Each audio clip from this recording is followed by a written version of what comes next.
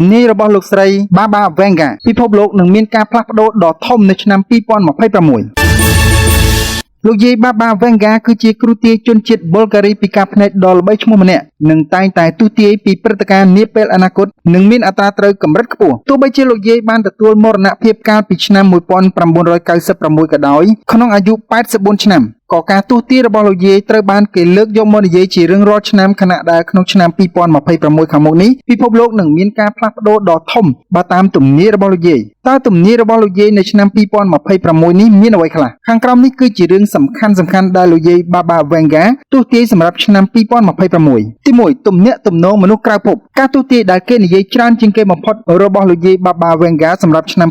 2026 គឺមនុស្សអាចនឹងជួបសភាវៈមានជីវិតមកពីពិភពមួយផ្សេងទៀតអ្នកខ្លះជឿថាយានអវកាសដ៏ធំមួយអាចចូលមកជិតផែនដីក្នុងខែវិច្ឆិកាឆ្នាំ 2026 ដែលនាំឲ្យមានការចាប់អារម្មណ៍និងមានការភិតភ័យជាសកលទី2គ្រោះធម្មជាតិលោកយាយ Baba Vanga បានព្រមានអំពីគ្រោះរញ្ជួយដីធំបន្ទុះភ្នំភ្លើងនិងបញ្ហាអាកាសធាតុយ៉ាងខ្លាំងដែលអាចប៉ះពាល់ដល់ផ្ទៃដីប្រហែលជា 7 ទៅ 8% នៃផែនដីជាមួយនឹងគ្រោះមហន្តរាយថ្មីដែលបន្តកើតឡើងនៅជុំវិញពិភពលោកមនុស្សជាច្រើនជឿថាការព្យាករណ៍នេះអាចក្លាយជាការពិតទី4សង្គ្រាមនិងចំនួនសកលកើនឡើងមានការព្រួយបារម្ភបំផុតពីការទស្សន៍ទាយរបស់លោកយាយគឺការអះអាងថាសង្គ្រាមលោកលើកទី3នឹងចាប់ផ្ដើមនៅឆ្នាំ 2026 ដែលបណ្ដាលឲ្យមានភាពតានតឹងកើនឡើងរវាងប្រទេសមហាអំណាចជាច្រើនជាពិសេសរវាងប្រទេសនៅភាគខាងកើតនិងលោកខាងលិចទី5ឥទ្ធិពលរបស់បញ្ញាសិប្បនិម្មិតឬហៅថា AI លោកយាយ Baba Vanga បានទាយថា AI នឹងមានថាមពលកាន់តែខ្លាំងនៅឆ្នាំ 2026 ដោយបានកាន់កាប់ការងារជាច្រើននិងបង្កើតក្តីបារម្ភអំពីសីលធម៌និងសុវត្ថិភាពសម្រាប់មនុស្សទី6ការរីកចម្រើនខាងផ្នែកវិទ្យាសាស្ត្រអ្នកវិទ្យាសាស្ត្រអាចនឹងបោះជំហានធំចំពោះទៅរកការបង្កើតសរីរាង្គសំយោគដូចជាបេះដូងឬថ្លើមជាដើមនឹងជួយឲ្យខិតទៅជិតការទស្សន៍ទាយរបស់លោកយាយថាការបង្កើតសរីរាង្គបែបនេះនឹងក្លាយជារឿងធម្មតានៅឆ្នាំ 2046 ទី7របបកំហើញផ្នែកវិទ្យាសាស្ត្រការធ្វើតេស្តឈាមថ្មីអាចនឹងមាននៅឆ្នាំ 2026 ដែលអាចរកឃើញប្រភេទផ្សេងៗនៃជំងឺមហារីកនៅដំណាក់កាលដំបូងមានន័យថាគ្រូពេទ្យអាចរកឃើញជំងឺមហារីកដែលបានចាប់ផ្ដើមដំបូងនិងបានឆាប់ព្យាបាលលឿនជាងមុននិងជួយសង្គ្រោះជីវិតមនុស្សបានកាន់តែច្រើនទី8បញ្ហាសេដ្ឋកិច្ចពិភពលោកអាចនឹងមានបញ្ហាសេដ្ឋកិច្ចពិភពលោកក៏អាចប្រឈមមុខនឹងបញ្ហាហិរញ្ញវត្ថុនៅឆ្នាំ 2026 ដោយសារតែសង្គ្រាមគ្រោះមហន្តរាយធម្មជាតិនិងបញ្ហានយោបាយគួរបញ្ជាក់ផងដែរថាទោះបីជាមិនមានភស្តុតាងច្បាស់លាស់ថាលោកយាយ Baba Vanga ពិតជាបានធ្វើការទស្សន៍ទាយទាំងនេះក៏ដោយអ្នកមានជំនឿទៅលើលោកយាយជឿថាឆ្នាំ 2026 អាចជាឆ្នាំដែលពោរពេញទៅដោយព្រឹត្តិការណ៍ថ្មីៗនិងការផ្លាស់ប្ដូរធំៗសម្រាប់ពិភពលោកលោក Donald Trump បានធ្វើឲ្យមនុស្សជិត 14 លាននាក់ប្រឈមនឹងគ្រោះទុរភិក្សការកាត់បន្ថយជំនួយហិរញ្ញវត្ថុអន្តរជាតិសម្រាប់ជំនួយផ្នែកមនុស្សធម៌បានបណ្ដាលឲ្យប្រជាជនក្នុងពិភពលោកចំនួនប្រមាណជា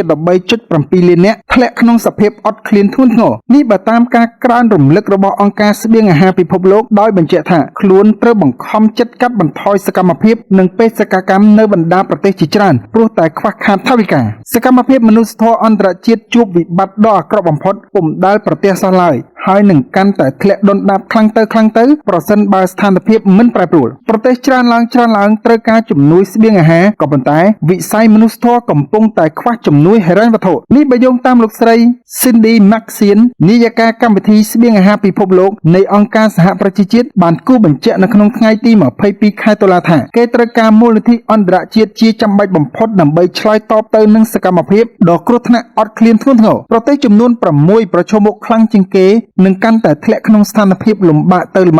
គឺអាហ្វហ្គានីស្ថានសាធារណរដ្ឋប្រជាមានិតកុងហ្គោហៃទីសូម៉ាលីស៊ូដង់និងស៊ូដង់ខាងត្បូងនេះបើតាមកម្មវិធីស្បៀងអាហារពិភពលោកដែលបានកាត់បន្ថយសកម្មភាពរបស់ខ្លួននៅក្នុងប្រទេសទាំងនោះជាក់ស្ដែងគ្រាន់តែករណីសាធារណរដ្ឋប្រជាមានិតកុងហ្គោកាលពីមុនមនុស្ស 2.2 លាននាក់ស្ថិតនៅក្នុងគម្រោងដែលបានទទួលផលស្បៀងអាហារតែពេលនេះចំនួនមនុស្សត្រូវកាត់បន្ថយនៅសល់ត្រឹមតែ 6 សែននាក់ប៉ុណ្ណោះមានទីស្នាក់ការកណ្ដាលនៅទីក្រុងរ៉ូមប្រទេសអ៊ីតាលីអង្គការស្បៀងអាហារពិភពលោកបានធ្វើចំណាត់ថ្នាក់ 5 កម្រិតដើម្បីកំណត់អំពីលំដាប់វិបត្តិស្បៀងអាហារដ៏គ្រោះថ្នាក់បំផុតក្នុងពិភពលោកសប្តាហ៍ថ្ងៃវិបត្តិគ្រោះទុរភិក្សអត់ឃ្លានបានឈានដល់កម្រិតទី 4 ហើយដែលជាលំដាប់គ្រោះថ្នាក់ធ្ងន់ធ្ងរនិងគួរឲ្យព្រួយបារម្ភបំផុតហើយក៏ជាកំណត់ត្រាខ្ពស់បំផុតផងដែរនេះបើតាមអង្គការដដែលបានលើកឡើងពីការខ្វះស្បៀងអាហារធ្ងន់ធ្ងរក៏កំពុងកើតមាននៅក្នុងតំបន់ប៉ាឡេស្ទីនយេម៉ែននិងម៉ាលីផងដែរ ដោយជួបបញ្ហាកង្វះថវិកាអនុវត្តគម្រោងប្រចាំឆ្នាំអង្គការស្បៀងអាហារពិភពលោកត្រូវកំហិតត្បិតត្បៀតចំណាយប្រចាំឆ្នាំ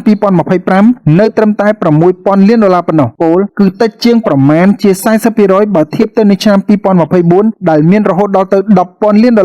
ដោយមិនចង្អុលចំមុខប្រទេសណាដែលផ្ដាច់ជំនួយអន្តរជាតិនោះទេអង្គការស្បៀងអាហារពិភពលោកដោយគ្រាន់តែលើកយករបាយការណ៍សិក្សារបស់ទស្សនាបតីវិទ្យាសាស្ត្រ The Lancet ទៅបង្ហាញថាចាប់ពីពេលនេះដល់ឆ្នាំ2030មនុស្សយ៉ាងហោចណាស់14 លាននាក់បន្ថែមទៀតនឹងត្រូវស្លាប់ដោយហេតុផលធ្លាក់ខ្លួនឈឺបង្កពីការកង្វះខាតស្បៀងអាហារខ្វះអាហារូបត្ថម្ភខ្វះការថែទាំមាតានិងទារកលក្ខបញ្ហាទាំងនេះគឺបណ្ដាលមកពីប្រភពដើមហេតុតែមួយគឺការផ្ដាច់ជំនួយអន្តរជាតិពីសំណាក់សហរដ្ឋអាមេរិក